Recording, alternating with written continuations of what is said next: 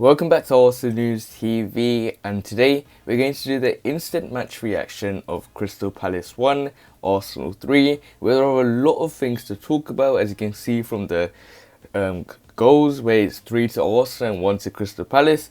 And for me, there's a mixed number of emotions, a little bit of happiness, a little bit of sadness, a little bit of frustration, a little bit of lack of confidence, a lot of things to talk about. But we're going to go straight into the first highlight of the game, and that is pretty much from the first minute. You can see this is Roy Hodgson's last home game, and you can clearly see that the Palace players were up for it in the first minutes. The Palace fans were behind them, and you can see there's a lot more atmosphere. The players now have something to cheer them on, because we're hearing the fan noises in the TV when you're watching it, but the players now can have some motivation from the fans, because you can clearly see that the Crystal Palace players were doing everything they can to try and get this victory for Roy Hodgson in particular.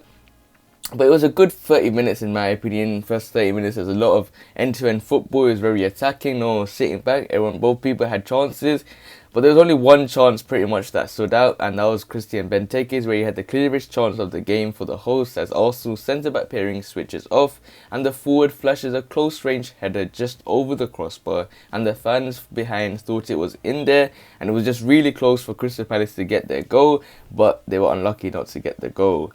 And then the next highlight of the game is where Pepe hands Arsenal the lead, and it's 1-0 to the Gunners.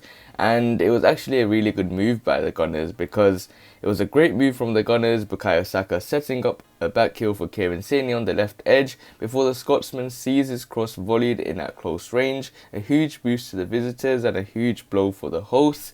But that's something that Mikel Arteta also definitely needed, because you know that Roy Hodgson's Crystal Palace is very drilled when it comes to defending as a unit.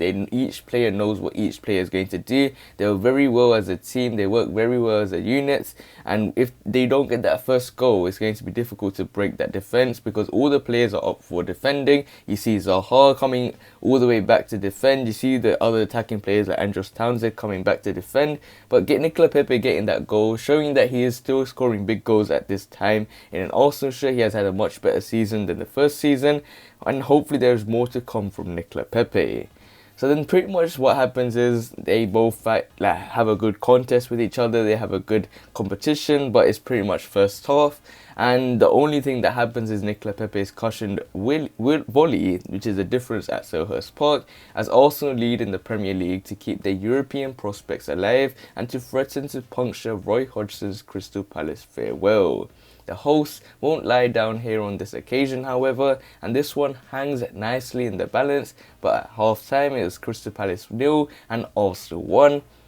And Mikel Arteta knows that Tottenham lost to Aston Villa 2-1. You see the results are going our way. You see Everton winning Wolves 1-0. So now they're in the similar number of points to us. And it all pretty much ties to the last 45 minutes on whether Arsenal get into the Europa League, because for me, I'd rather have European football than no European football as well, and the only European football I want is the Europa League right now, because we can't get the Champions League, and I definitely don't want the European Conference League. So it's a decent first half, but then it all goes back to shame for the Gunners, because Crystal Palace were up from it from the first minute. I saw they took a shot straight away, but they pretty much didn't have, but they were straight away from the first minute ready to bounce back, and knowing Arsenal's fragility, knowing their mentality is so weak at the moment, we need a massive overhaul in the squad.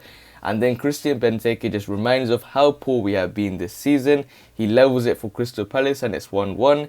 It was a foul on Zaha by Thomas Partey just on the Eagles' left flank, and it hands Townsend a free kick chance as Nicolas Pepe hobbles to the side from an earlier knock. The ball is speared in, and the Belgian beats out everyone to land a fantastic low header past Bernd Leno, and Selhurst Park erupts. And when it comes to Benteke, there was talk about he pushed Elneny, but that was very soft from Elneny to fall down, and it was a brilliant goal by Christian Benteke, someone that's been in good form, someone that's been called up to the Belgian squad. So there's a lot of things going well for Crystal Palace at this time. But then Mikel Arteta makes changes. Martin Odegaard comes on, Granit Xhaka comes on, then Gabriel Martinelli comes on, and guess who gets the all-important goal? Gabriel Martinelli, and he has rescued Arsenal 2-1, and Crystal Palace's hearts are broken. It's Martin Odegaard who holds up the ball and cuts the cross in towards the far post, where his fellow substitutes brings it down, somehow edges it round Guaita and bundles home. Roy Hodgson's farewell is surely ruined. But the way Gabriel Martinelli came on, only had 15 minutes to make an impact. He is a top player, and Mikel Arteta now needs to realise to start him against Brighton. He hasn't been getting starts as expected. Saka came off.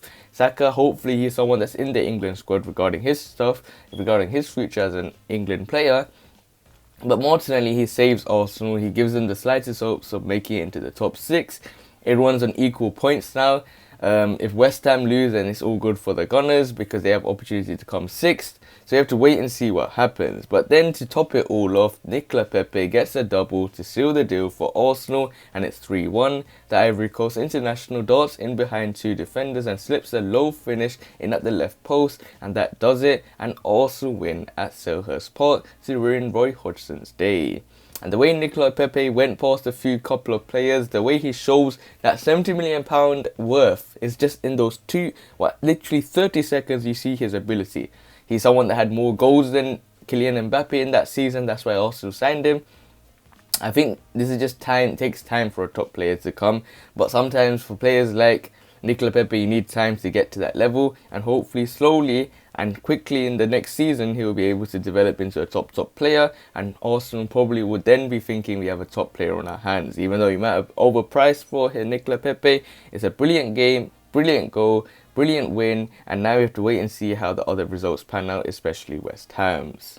But for Mikel Arteta, what does this game mean? It gives Arsenal the opportunity to get into European football. It's going to be very tight between a couple of teams like West Ham, Everton, Arsenal, Tottenham Hotspur. There's a few teams in that bracket where he's going to be in the European places. And for Arsenal, for me, I think if we get the Europa League spot, it's a good victory. The way the season's been, how poor we've been, and we can rebuild in a good manner. We have to wait and see how everything pans out. But other than that, guys, remain blessed. Stay tuned for the next video, and peace.